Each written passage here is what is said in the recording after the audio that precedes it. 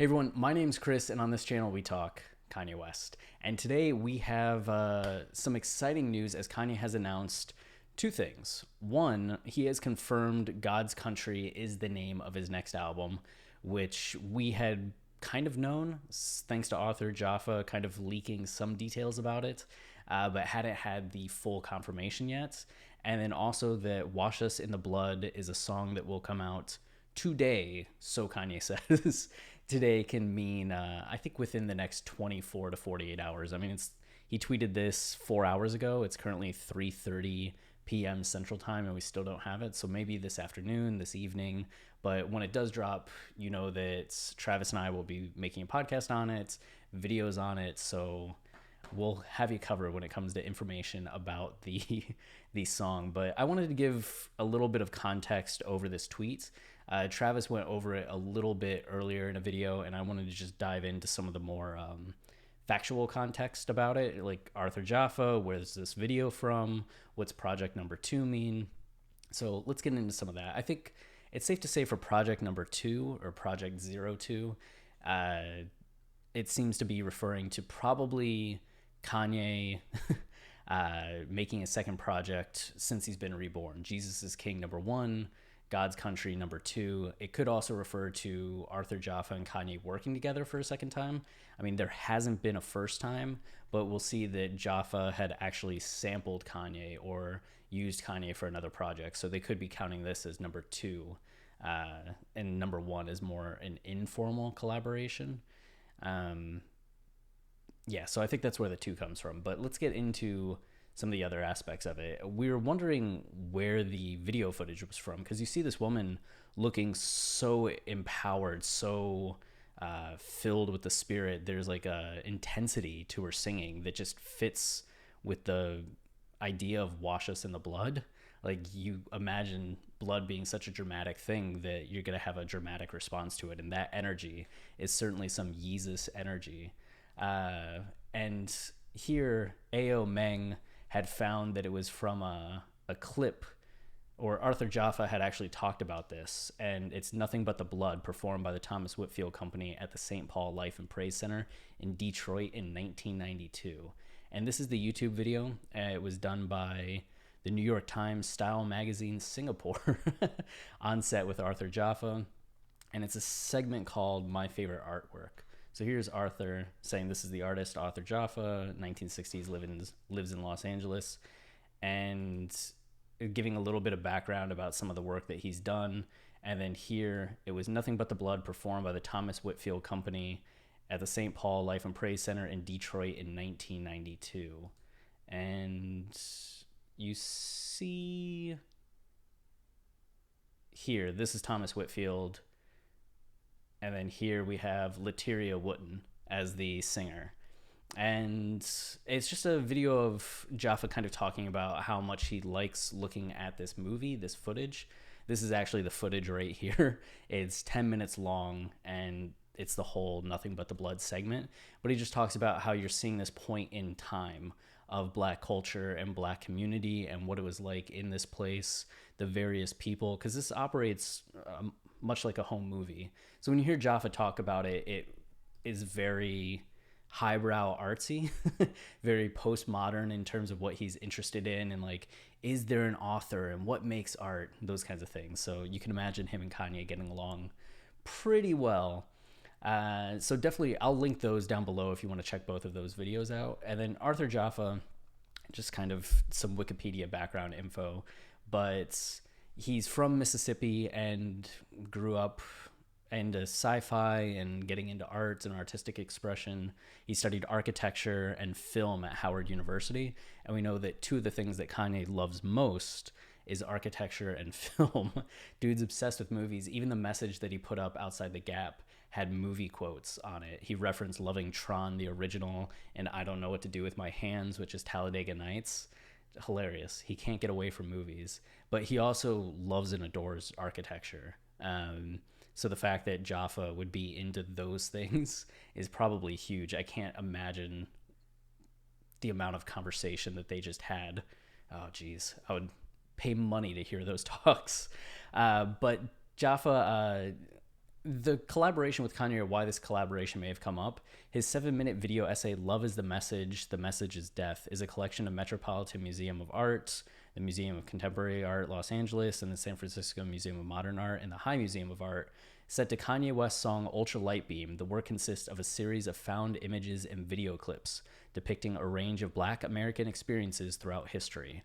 Among many other clips exploring African American life and resiliency, the video essay juxtaposes recordings of police violence and footage from the civil rights movement with clips of Black artistry, pop culture, celebration, and creativity, which almost all of those themes are things that you will find in Yeezus.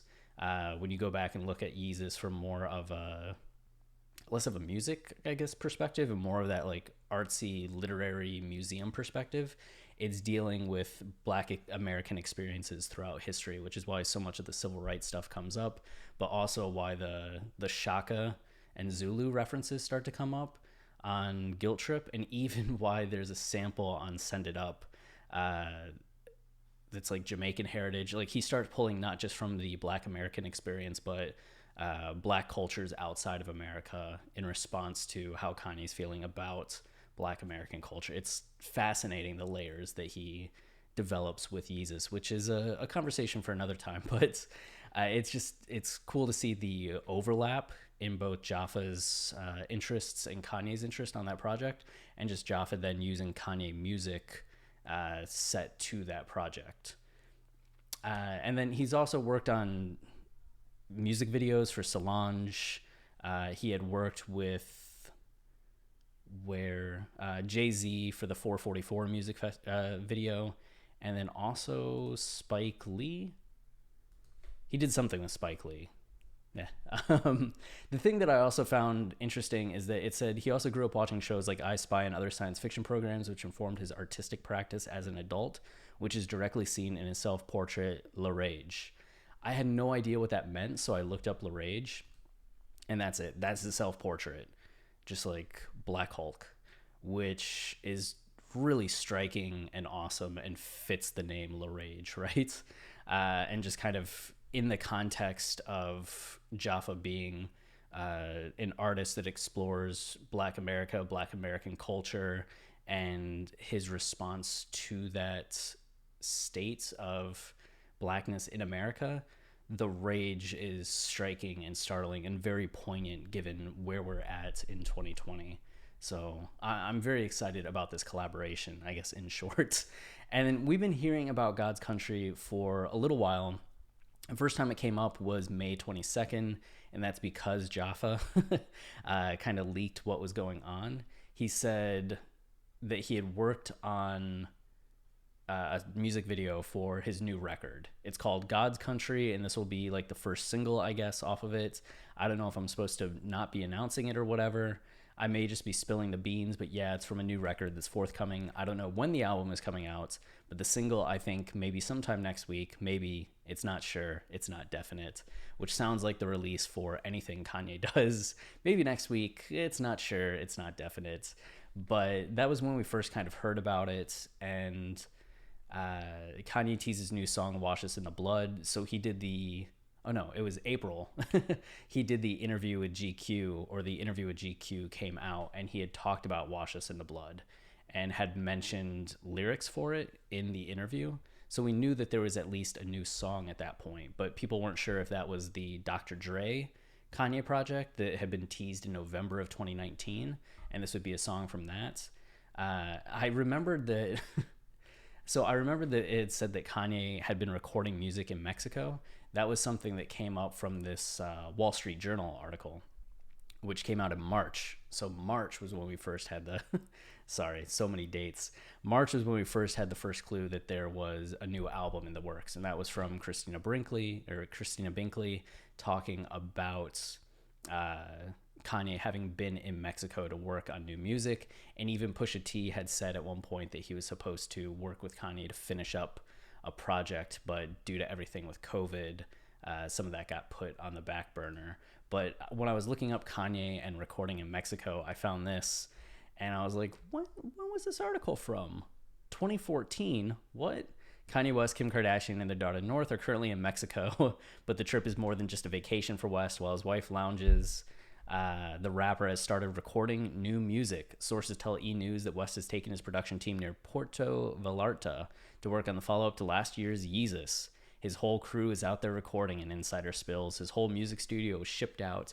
It's been amazing. And there's a little bit of, I guess, synergy here, and just the fact that this was So Help Me God. After Yeezus came out, Kanye announced he was already working on his next album, and it was in late 2014. I think we first got the name So Help Me God into 2015, and then it kind of fell off before eventually coming back as Waves, and then Swish, or Swish, then Waves, then Life of Pablo.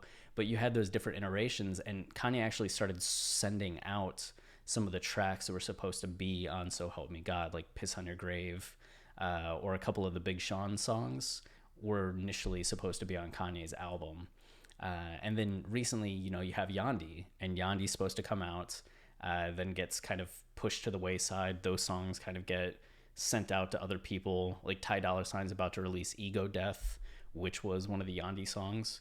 And then you end up with Jesus is King, which polarizing, but now we have God's Country, which almost feels, I want to say in some ways, like, I feel like there's hype around it as this is the next album.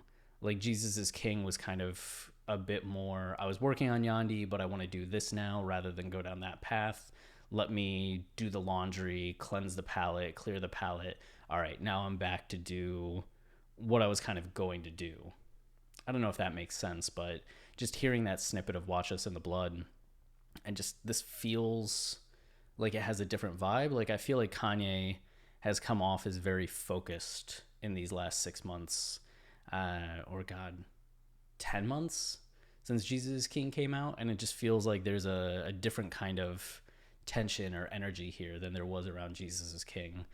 And I tend to think that in Kanye album releases, we tend to see him go for a more refined minimalistic project before going back to maximal, right? So you have something like College Dropout, which is huge, but really sets up Late Registration. And both of those are setting up more of the exploration of the stadium sound on Graduation. And then you come out of Graduation, which is kind of the peak of Kanye exploring that style and that pop aspect. I mean, it was some of the most poppy work that Kanye had done, those first 3 albums. Then you get into 808s, which is far more stripped down, far more minimal, followed up then by the maximalness of My Beautiful Dark Twisted Fantasy. And then you go back down to Yeezus, which is more stripped down, minimal, before you go to The Life of Pablo, which is way bigger in content and context. And then you have Ye and Kids See Ghosts that are both smaller, and Jesus is King, which is smaller as well.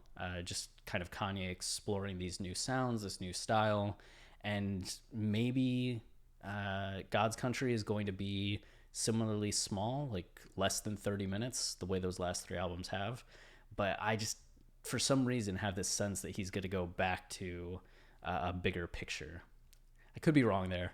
We'll revisit once the album's out, but so Kanye was recording So Help Me God in Mexico, and he was working on this in Mexico too. So you have some of the background here just building up to it. In March 2020, West recorded new music in Cabo San Lucas, Mexico, before returning to Wyoming with his family due to the COVID-19 pandemic. That same month, American rapper Pusha T stated in a Discord interview that he has been recording with West recently. Pusha T was planning to meet with West on March 16th to finish up the project, but cited flights slowing down as the reason for delay. So we'll see if God's Country then is forthcoming. Do we get that first, or the Dr. Dre Jesus is King remix first? Do they both drop on the same day? We have some hype ahead of us regardless. It is Yeezy season, it is Chaos season, and I can't be more excited for it. And we'll be covering it every step of the way. So much appreciated you watching the content, following along on here, on Twitter, on the podcast. If you want to check out, we actually did an interview with Christina Binkley in response to her Wall Street Journal interview. So if you want to hear fashion experts and journalists talk about not just her point of view on Kanye and Kanye's work, but also her experiences interviewing Kanye and spending that time with Kanye. Definitely worth listening to. And then if you want to support the channel, if you're enjoying the kind of content that we put out, the easiest thing you can do is liking, commenting, or subscribing. All three of those things tell YouTube that this is a worthwhile channel, and then they show it to more people, which just increases the the earnings. We also have a Patreon, www.patreon.com/Kanye Podcast. The link is down below, but we have all of our old podcast episodes, line by line lyrical analysis of every song on Kanye's main discography available on our Patreon. $5 a month, and we're also doing mini seasons of content for y'all. So it's just Travis and I kind of having these mini episodes where we talk various Kanye aspects. The current season is Hot Takes.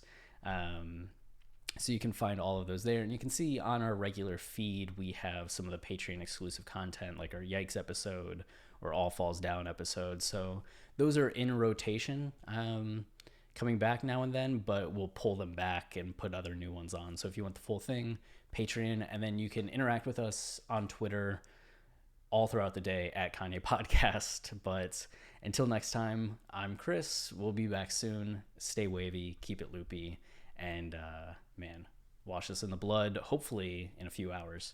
Cheers.